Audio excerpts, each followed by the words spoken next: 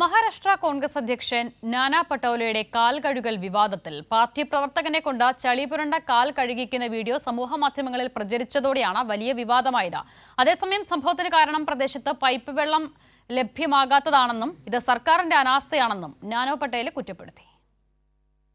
മഹാരാഷ്ട്രയിലെ അകോള ജില്ലയിൽ ഒരു പരിപാടിയിൽ പങ്കെടുക്കാനെത്തിയപ്പോഴായിരുന്നു സംഭവം.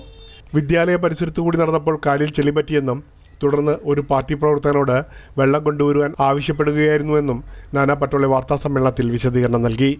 त्या पालखीचं दर्शन करण्यासाठी या मैदानात पालखी होती. त्या मैदानामध्ये मी लोकांबरोबर पैदल तिथं गेलो. स्वाभाविक आहे चिखल होता, तिथं माझे पाय खराब झाले आणि पाय खराब झाले तर कार्यकर्त्यांनी पाणी आणलं आणि मी आपलं वरतून तो पाणी टाकत होता. मी आपल्या हाताने धुवत होतो. കാലുകൾ താൻ സ്വയം കഴുകുകയായിരുന്നുവെന്നും പട്ടോലെ മാധ്യമങ്ങളോട് പറഞ്ഞു.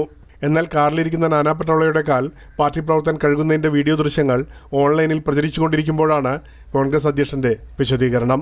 പരിസരത്തെങ്ങും പൈപ്പ് വെള്ളം ലഭിക്കാതിരുന്നതിനാലാണ് പാർട്ടി പ്രവർത്തകന്റെ സഹായം തേടേണ്ടി വന്നതെന്നും സർക്കാരിന്റെ അനാസ്ഥയാണ് ഇത്തരം സാഹചര്യങ്ങൾക്ക് കാരണമെന്നുമായിരുന്നു പാട്ടോലെ സംഭവത്തെ ന്യായീകരിച്ചത്. कशा अंधारात पाय धुतात कोणाचे ते माहिती. सरकारमध्ये अनेक लोक आहेत ईडीला माखलेले आणि त्या अंधारात पाय दाबतात, अंधारात त्याचे पाय धुतात.